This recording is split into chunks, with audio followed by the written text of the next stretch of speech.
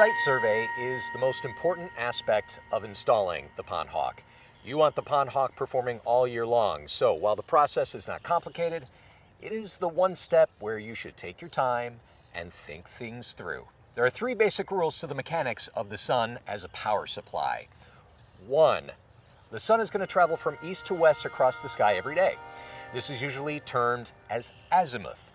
North of the equator, during the winter solstice, the sun at noon will be lowest in the sky and will climb higher through the spring equinox to the summer solstice, where at noon it'll be at its highest point in the sky.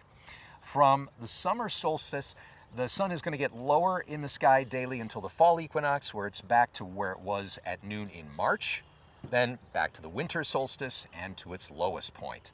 This is usually termed as altitude. Anything that blocks the sun, trees, poles, clouds, buildings, dust on the PV module, snow, leaves, you get the idea.